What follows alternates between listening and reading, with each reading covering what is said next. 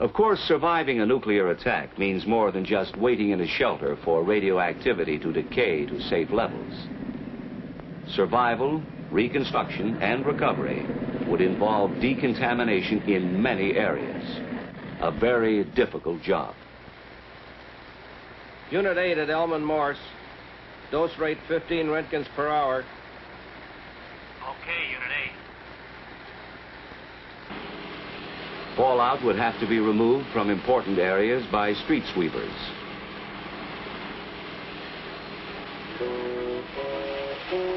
And the remaining particles could be flushed out of the way.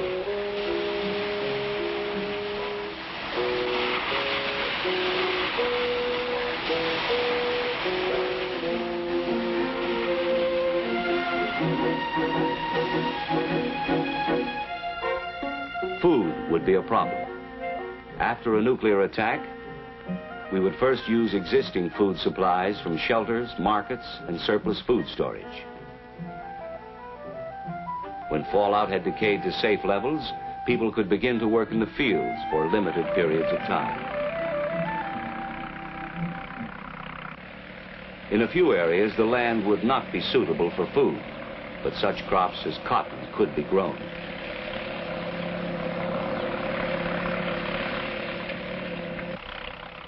Crops for human consumption would be grown in areas that had received the least fallout.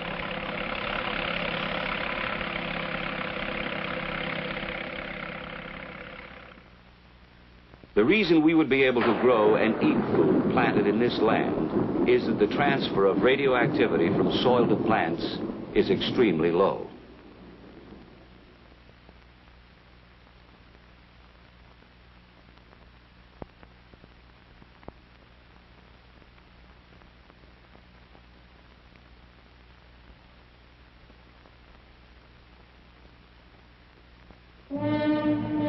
And so, if nuclear attack should ever come, in spite of every effort to avoid it, we must be able to survive and rebuild for the future. But survival can only come through knowledge. The basic facts we must all know are relatively simple. First, there is nothing new about radiation. It has always been with us. What is new is the vast amount we would be exposed to as a result of nuclear explosions. Much of this danger would come to us in the form of fallout. But we are not without personal weapons or defense. One of these is time. Radiation decays, and so we would not have to take maximum precautions indefinitely. Another defense is distance. Radiating particles 50 feet away, for instance, would not affect us as much as particles a few feet away. And our third defense is mass. Any material with enough weight will keep the penetrating rays from hurting us. The greater the weight of the material between us and the particles, the safer we would be. The best way we can use all three weapons of defense is with an adequate shelter, thick enough to shield off a good part of the radiation until it has decayed to safer levels. When radiation attacks, the cells of our body are damaged.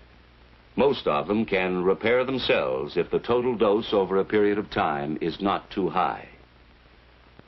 Even though the rays penetrate our bodies, causing damage, they do not infect us and make us, or anything else, radioactive. That's why food remains good no matter how much radiation has passed through it. Fallout accidentally swallowed with water or food will do you no immediate harm, but for long-term safety, it's best to wash, wipe, or peel the food and filter the water. Even if you were caught outside under fallout conditions, ordinary clothing would keep the radioactive particles from touching your skin, but you would still need to find shelter quickly. If we remember these facts, if we act on them intelligently, we can increase our chances of surviving nuclear attack. And the key to survival is adequate shelter. That is why the federal government has a nationwide fallout shelter program.